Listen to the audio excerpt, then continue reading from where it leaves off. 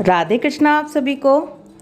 चैत्र माह के कृष्ण पक्ष में आने वाली एकादशी को पाप मोचनी एकादशी कहते हैं।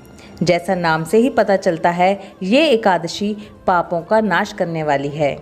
जाने अनजाने मन, वचन और कर्म से जो भी पाप हमसे हुए हों, उनकी क्षमा हमें इस व्रत करने से मिल जाती है।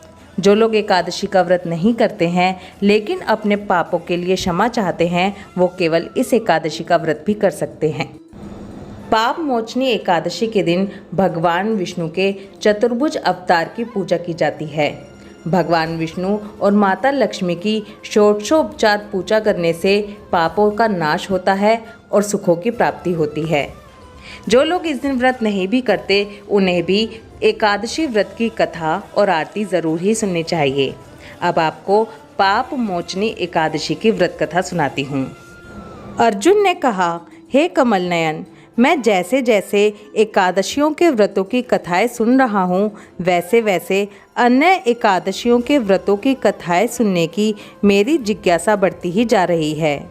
हे मधुसूदन, अब कृपा कर आप मुझे चैत्र माह के कृष्ण पक्ष की एकादशी के विषय में बतलाइए। इस एकादशी का नाम क्या है, इसमें कौन से देवता का पूजन किया जाता है तथा इस व्रत का क्या विधान है। हे श्री कृष्ण, यह सब आप मुझे विस्तार पूर्वक बताने की कृपा करें।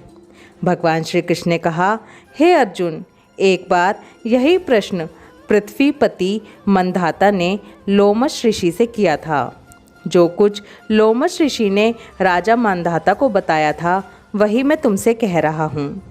राजा मांधाता ने धर्म के गुह्यतम रहस्यों के ज्ञाता महर्षि लोमश से पूछा, हे ऋषि श्रेष्ठ, मनुष्य के पापों का मोचन किस प्रकार संभव है? कृपा कर कोई ऐसा सरल उपाय बताएं जिससे सहज ही पापों से छुटकारा मिल जाए। महर्षि लोमश ने कहा, हे राजन, चैत्र मास के कृष्ण पक्ष की एकादशी का नाम पाप मोचनी एकादशी है। उसके व्रत के प्रभाव से मनुष्यों के अनेक पाप नष्ट हो जाते हैं। मैं तुम्हें इस व्रत की कथा सुनाता हूँ, ध्यान पूर्वक श्रवण करो। प्राचीन समय में चैत्र रथ नामक एक वन था। उसमें अप्सराएं किन्नरों के साथ विहार किया करती थीं। वहाँ सदैव वसंत का मौसम रहता था, अर्थात उस जगह सदा नाना प्रकार के पुष्प खिले रहते थे। कभी गंधर्व कन्याएं विहार किया करती थीं, कभी देवेंद्र अन्य देवताओं के साथ क्रीड़ा किया करते थे। उसी वन में मेधावी नाम के एक ऋषि भी तपस्या में लीन रहते थे। वे शिव भक्त थे। एक दिन मंजू घोषा नामक एक अप्सरा ने उनको मोहित कर उनकी निकटता का लाभ उठाने की चेष्टा की।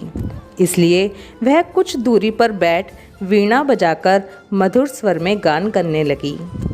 उसी समय शिव भक्त महर्षि मेधावी को कामदेव भी जीतने का प्रयास करने लगे। कामदेव ने उस सुंदर अप्सरा के भ्रू का धनुष बनाया, कटाक्ष को उसकी प्रत्यंचा बनाई और उसके नेत्रों को मंजू घोषा अप्सरा का सेनापति बनाया। इस तरह कामदेव अपने शत्रु भक्त को जीतने को तैयार हुआ। उस समय महर्षि मेधावी भी युवा अवस्था में थे और काफ़ी हष्ट-पुष्ट थे। उन्होंने यज्ञोपवीत तथा दंड धारण कर रखा था। वे दूसरे कामदेव के समान प्रतीत हो रहे थे। उस मुनि को देखकर कामदेव के वश में हुई मंजू घोषा ने धीरे धीरे मधुर वाणी से वीणा पर गायन शुरू किया, तो महर्षि मेधावी भी मंजू घोषा के मधुर गाने पर तथा उसके सौंदर्य पर मोहित हो गए। वह अप्सरा मेधावी मुनि को कामदेव से पीड़ित जानकर उनसे आलिंगन करने लगी। महर्षि मेधावी उसके सौंदर्य पर मोहित होकर शिव रहस्य को भूल गए और काम के वशीभूत होकर उसके साथ रमण करने लगे। काम के वशीभूत होने के कारण मुनि को उस समय दिन रात का कुछ भी ज्ञान न रहा और काफ़ी समय तक वे रमण करते रहे। इसके बाद मंजू घोषा उस मुनि से बोली, हे ऋषिवर, अब मुझे बहुत समय हो गया है, अतः स्वर्ग जाने की आज्ञा दीजिए। अप्सरा की बात सुनकर ऋषि ने कहा, हे मोहिनी, संध्या को तो आई हो, प्रातः काल होने पर चली जाना। ऋषि के ऐसे वचनों को सुनकर अप्सरा उनके साथ रमण करने लगी। इसी प्रकार दोनों ने साथ साथ बहुत समय बिताया। मंजू घोषा ने एक दिन ऋषि से कहा, हे विप्र, अब आप मुझे स्वर्ग जाने की आज्ञा दीजिए। मुनि ने इस बार भी वही कहा, हे रूपसी, अभी ज़्यादा समय व्यतीत नहीं हुआ है, कुछ समय और ठहरो। मुनि की बात सुन अप्सरा ने कहा, हे ऋषिवर, आपकी रात तो बहुत लंबी है, आप स्वयं ही सोचिए कि मुझे आपके पास आए कितना समय हो गया, अब और ज़्यादा समय तक ठहरना क्या उचित है। अप्सरा की बात सुन मुनि को समय का बोध हुआ और वह गंभीरता पूर्वक विचार करने लगे। जब उन्हें समय का ज्ञान हुआ कि उन्हें रमण करते 57 वर्ष व्यतीत हो चुके हैं, तो उस अप्सरा को वह काल का रूप समझने लगे। इतना ज़्यादा समय भोग विलास में व्यर्थ चला जाने पर उन्हें बड़ा क्रोध आया। अब वह भयंकर क्रोध में जलते हुए उस तप नाश करने वाली अप्सरा की तरफ भ्रकटी तान कर देखने लगे। क्रोध से उनके अधर कांपने लगे और इंद्रियां बेकाबू होने लगी। क्रोध से थरथराते स्वर में मुनि ने उस अप्सरा से कहा, मेरे तप को नष्ट करने वाली दुष्टा, तू महापापिन और बहुत ही दुराचारिणी है, तुझ पर धिक्कार है, अब तू मेरे शाप से पिशाचिनी बन जा। मुनि के क्रोध युक्त शाप से वह अप्सरा पिशाचिनी बन गई। यह देख वह व्यथित होकर बोली, हे ऋषिवर, अब मुझ पर क्रोध त्याग कर प्रसन्न होइए और कृपा करके बताइए कि इस श्राप का निवारण किस प्रकार होगा। विद्वानों ने कहा है, साधुओं की संगत अच्छा फल देने वाली होती है और आपके साथ तो मेरे बहुत वर्ष व्यतीत हुए हैं, अतः अब आप मुझ पर प्रसन्न हो जाइए, अन्यथा लोग कहेंगे कि एक पुण्य आत्मा के साथ रहने पर मंजू घोषा को पिशाचिनी बनना पड़ा। मंजू घोषा की बात सुनकर मुनि को अपने क्रोध पर अत्यंत ग्लानि हुई, साथ ही अपनी अपकीर्ति का भय भी हुआ। अतः पिशाचिनी बनी मंजू घोषा से मुनि ने कहा, तूने मेरा बड़ा बुरा किया है, किंतु फिर भी मैं तुझे इस श्राप से मुक्ति का उपाय बतलाता हूँ। चैत्र मास के कृष्ण पक्ष की जो एकादशी है, उसका नाम पाप मोचिनी है। उस एकादशी का उपवास करने से तेरी पिशाचिनी की देह से मुक्ति हो जाएगी। ऐसा कहकर मुनि ने उसको व्रत का सब विधान समझा दिया।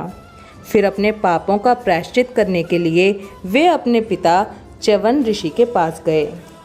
च्यवन ऋषि ने अपने पुत्र मेधावी को देखकर कहा, हे पुत्र, ऐसा क्या किया है तूने कि तेरे सभी तप नष्ट हो गए हैं, जिससे तुम्हारा समस्त तेज मलिन हो गया है। मेधावी मुनि ने लज्जा से अपना सिर झुकाकर कहा, हे पिताश्री, मैंने एक अप्सरा से रमण करके बहुत बड़ा पाप किया है। इसी पाप के कारण संभवतः मेरा सारा तेज और मेरे तप नष्ट हो गए हैं। कृपा करके आप इस पाप से छूटने का उपाय बतलाइए। ऋषि ने कहा, हे पुत्र, तुम चैत्र माह के कृष्ण पक्ष की पाप मोचनी एकादशी का विधि तथा भक्ति पूर्वक उपवास करो, इससे तुम्हारे सभी पाप नष्ट हो जाएंगे। अपने पिता च्यवन ऋषि के वचनों को सुनकर मेधावी मुनि ने पाप मोचनी एकादशी का विधि पूर्वक व्रत किया। उसके प्रभाव से उनके सभी पाप नष्ट हो गए। मंजू घोषा अप्सरा भी पाप मोचनी एकादशी का उपवास करने से पिशाचिनी की देह से छूट गई और पुनः अपना सुंदर रूप धारण कर स्वर्गलोक चली गई। लोमश मुनि ने कहा, हे राजन, इस पाप मोचनी एकादशी के प्रभाव से समस्त पाप नष्ट हो जाते हैं। इस एकादशी की कथा के श्रवण व पठन से 1000 गोदान करने का फल प्राप्त होता है। इस उपवास के करने से ब्रह्म हत्या करने वाले, स्वर्ण चुराने वाले, मद्यपान करने वाले, अगम्य गमन करने वाले भयंकर पाप भी नष्ट हो जाते हैं और अंत में स्वर्गलोक की प्राप्ति होती है। अब इस कथा का सार भी सुन लेते हैं।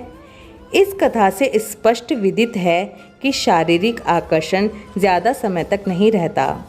शारीरिक सौंदर्य के लोभ में पड़कर मेधावी मुनि अपने तप संकल्प को भूल गए। यह भयंकर पाप माना जाता है। परंतु भगवान श्री हरि की पाप मोचनी शक्ति इस भयंकर पाप कर्म से भी सहज ही मुक्ति दिलाने में सक्षम है। जो मनुष्य सत्कर्मों का संकल्प करने के बाद में लोभ, लालच और भोग विलास के वशीभूत होकर अपने संकल्प को भूल जाते हैं, वे घोर नरक के भागी बनते हैं। पाप मोचनी एकादशी व्रत कथा और महात्म्य समाप्त। इस तरह हमने जाना कि जाने अनजाने हम ना जाने कितने ही पाप करते हैं। भोग, विलास, चोरी, झूठ बोलना, निंदा करना, शराब पीना, पता नहीं कितने पाप हमसे जाने अनजाने में भी होते रहते हैं। अगर हम भी अपने पापों की क्षमा चाहते हैं तो पाप मोचनी एकादशी का व्रत ज़रूर ही करें।